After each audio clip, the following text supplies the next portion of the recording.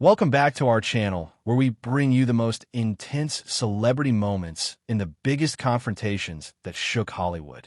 If you're a fan of explosive interviews, behind-scenes drama, and unexpected walkouts, then make sure to hit that like button and subscribe, because you won't want to miss what we've got today.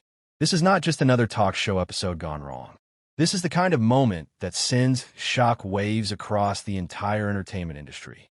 It all started like any other episode of The View. The panel was ready, the audience was buzzing, and the producers were optimistic about what was expected to be a lively but respectful conversation. Tom Hardy, known for his brooding performances and intense screen presence, was scheduled to appear as a guest, promoting his latest film, which had already stirred conversations for its political undertones and raw storytelling.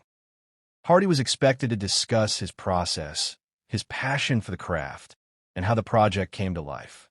But what unfolded was something no one anticipated. As the cameras rolled and the usual pleasantries were exchanged, things appeared normal at first. Whoopi Goldberg introduced Hardy with her signature charm, giving a rundown of his most iconic roles from Bronson to Mad Max Fury Road, and of course, his haunting portrayal of Alfie Solomons and Peaky Blinders. The audience welcomed him with thunderous applause. Hardy walked in with his familiar smirk, dressed in a tailored suit that contrasted sharply with his rugged persona. He nodded to the crowd and took his seat at the table beside Joy Behar when the tension began to subtly creep in. Joy never wanted to hold back. Started the segment with what seemed like a pointed question. Instead of diving into Hardy's work, she referenced a comment he made in a recent interview about masculinity in film. "You said something about Hollywood becoming too soft." Joy remarked with a raised brow. "Are you suggesting we go back to glorifying toxic behavior on screen?" Hardy's smirk faded slightly. He leaned forward and calmly responded, "That's not what I said. What I meant was there's a danger in sanitizing characters to the point that they no longer reflect real human flaws. Art should challenge, not pacify." Joy didn't let it go. "But don't you think that's just another excuse for glorifying the same old macho nonsense we've been trying to move away from?" Hardy maintained his composure, but the flicker in his eyes revealed his growing irritation. "What you call macho nonsense, others might call emotional complexity. I play characters who are messy because people are messy." The exchange, while still civil at this point, was beginning to draw murmurs from the audience.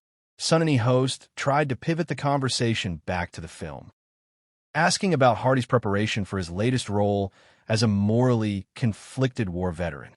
Hardy welcomed a shift, detailing the psychological toll it took and the months he spent researching PTSD. But Joy wasn't done.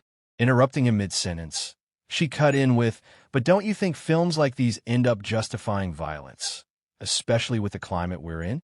Don't you worry about the impact?" Hardy's jaw clenched. He responded more firmly this time. "I think the impact comes from understanding, not avoidance. We don't learn by ignoring darkness. We learn by facing it." The studio grew quieter. It was clear this wasn't going to be a standard press tour interview. Whoopi stepped in again, trying to neutralize the vibe. "Let's not forget Tom's a storyteller. He's not here pushing a political agenda. He's sharing an experience through art." But Joy fired back. "When art reinforces dangerous ideas, we have to talk about it." That's when Hardy's demeanor shifted entirely. No longer the calm guest playing along. He stared directly at Joy and said, "What's dangerous is simplifying complex narratives into sound bites just to fit a political narrative. That's not discourse, that's propaganda." The air was thick, Joy replied with a mocking tone. "So now you're the arbiter of truth. You come on this show, act like you're some misunderstood philosopher, when really you're just defending outdated stereotypes." Hardy's voice, low and measured, now carried an edge. "I came on this show expecting conversation, not a lecture from someone who hasn't watched the film, but already decided what it means." Audience gasped. Whoopi visibly tensed. Sarah In looked back and forth between the two like she was watching a verbal chess match escalate into full warfare. Producers in the control room reportedly scrambled, signaling to go to commercial, but the cameras kept rolling. Joy, clearly not backing down, raised her voice. "Don't get defensive just because someone disagrees with your fragile little worldview. You think brooding and yelling on screen makes you deep.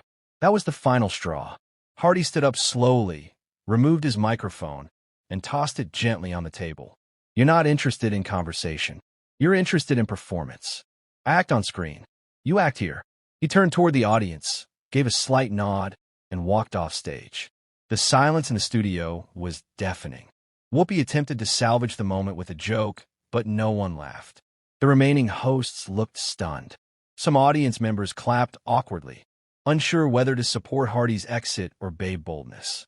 Backstage sources say Hardy refused to return for the post-segment interview. His publicist reportedly told producers that he had no interest in further interaction and found the tone of the show disrespectful. Social media exploded within minutes. Clips of the argument went viral with the hashtags Tom Hardy storms off #ThedDrama and #HardyVsBehar trending worldwide. Fans were divided. Some praised Hardy for standing his ground, calling Joy's questions antagonistic and her tone condescending. Others defended Behar, saying she raised important questions about accountability in media. One fan tweeted, "Tom Hardy didn't walk off because he couldn't handle tough questions. He walked off because Joy turned an interview into a courtroom." Another said, "Finally, someone stood up to the fake outrage circus on The View." Hardy walked out with his dignity intact. Meanwhile, Beha herself addressed the incident the next day, doubling down on her stance. "I don't care who you are, actor, director, or politician. If you come on this show, expect to be challenged. That's our job." Whoopi, trying to play peacemaker, said, "Everyone gets passionate. That's what makes the show interesting. Let's just agree to disagree and move on," but the buzz wouldn't die down. Hardy later spoke in a podcast interview, saying, "I'm not angry. I'm just tired of the theater. We can't have honest discussions anymore. Everything is a gotcha moment." He also added, "I respect strong opinions, but respect goes both ways." Industry insiders began speculating whether Hardy would boycott similar shows in the future. Some Hollywood PR firms even advised clients to be cautious when booking appearances on The View, warning of combustible dynamics. Hardy's fans rallied behind him, organizing online campaigns, urging others to support his film, claiming the controversy had been manufactured to smear his reputation. One viral video edit even titled The Confrontation, "The Day Tom Hardy Broke The View," compiling reactions from pundits, fans, and even celebrities. Actors Cillian Murphy, Hardy's co-star from Peaky Blinders, posted a cryptic message. "You don't invite a lion and then act shocked when it roars." Meanwhile, some critics began analyzing the broader implications. Was The View becoming more combative? Were celebrity guests now seen as political targets rather than entertainers? And what does it say about the current state of discourse that even fictional characters portrayed by actors are now weaponized in political debates? The View, for its part, leaned into the controversy. In the following episodes, they brought on guests who had opposing views, clearly feeding off the engagement. Joy continued to be unapologetic. Hardy remained silent, avoiding any further public feud. But the cultural echo of that moment still lingers. Talk show producers across any TWWRKS reportedly held meetings about how to manage high-profile guests. Some suggested pre-screening controversial topics.